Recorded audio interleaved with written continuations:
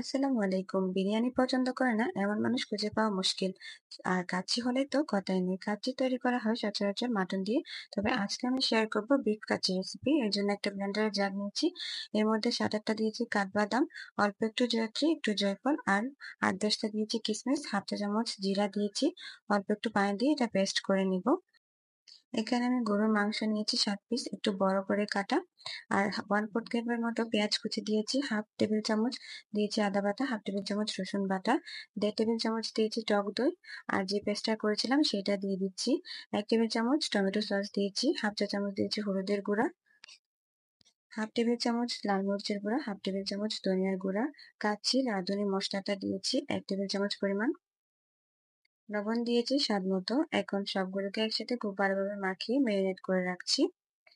এটাকে আমি ১০ মিনিটের জন্য রেখে দেব। এখন একটা প্যান বসিয়ে দিয়েছি চুলায়, পর্যাপ্ত পরিমাণে তেল দিয়ে আমি ১.৫ কাপের মতো পেঁয়াজ দিয়ে দিয়েছি। পেঁয়াজটাকে এখন নেড়েচেড়ে বেরেস্তা করে ভেজে নিচ্ছি। তো দেখুন পেঁয়াজটা কিন্তু বেরেস্তা হয়ে গেছে। এখন আমি তুলে নিচ্ছি।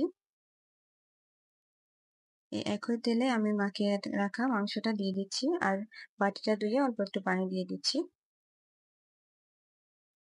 এখন একটু নেড়ে দিচ্ছি। চুলার আঁচটাকে মিডিয়ামে রেখে এটাকে কষিয়ে নেব। এই যে দেখুন কিছুটা তেল উঠে এসেছে, আবারও নেড়ে দিচ্ছি। এভাবে নেড়ে নেড়ে বেশ কিছুক্ষণ সময় নিয়ে মাংসটাকে কষিয়ে নিতে হবে। এই যে খুব সুন্দরভাবে তেলটা উঠে গেছে আর মাংসটা কষিয়ে গেছে। এখন আমি এখানে দিয়ে দিচ্ছি গরম পানি। মাংসটা সিদ্ধ হওয়ার জন্য পরিমাণ মতো পানি দিয়ে দিয়েছি। আবার একটু মাঝখানে দিয়ে দিচ্ছি। এভাবে মাঝে মাঝে একটু নেড়ে দিতে হবে। তো আমি এদিকে আলুটা ভেজে নিচ্ছি। ভাজা হয়ে গেলে আলুটা মাংসের মধ্যে দিয়ে দেব। আমাদের বাসার সবাই কাচ্চির মধ্যে আলুটা একটু বেশি পছন্দ করে, তাই আমি একটু বেশি দিচ্ছি। আপনারা চাইলে কম দিতে পারেন। তো একসাথে মাংস আর আলুটা সিদ্ধ করে নেব। এই যে খুব সুন্দরভাবে সিদ্ধ হয়ে গেছে। এখন আমি চালটা সিদ্ধ করে নেব। এর জন্য গরম পানি দিয়ে দিচ্ছি একটা প্যানে। আর দিয়েছি একটা স্টার মসলা, তেজপাতা আর দারচিনি, এলাচ দিয়েছি, লবণ দিয়েছি ২ টেবিল চামচ। এখন একটু মিশিয়ে নিচ্ছি। পানিটা একটু সিদ্ধ হয়ে আসলে আগে থেকে ৫০০ গ্রাম ভিজিয়ে রাখা বাসমতি চাল দিয়ে দিচ্ছি। এখন এটাকে ফুটিয়ে নিচ্ছি 70% এর মতো। এদিকে আমি একটা ফ্রাই প্যানে অল্প একটু পানি দিয়ে মাংসের প্যানটা বসিয়ে দিয়েছি। এখন দমে দিলে কিন্তু এটা আর পুড়ে যাবে না।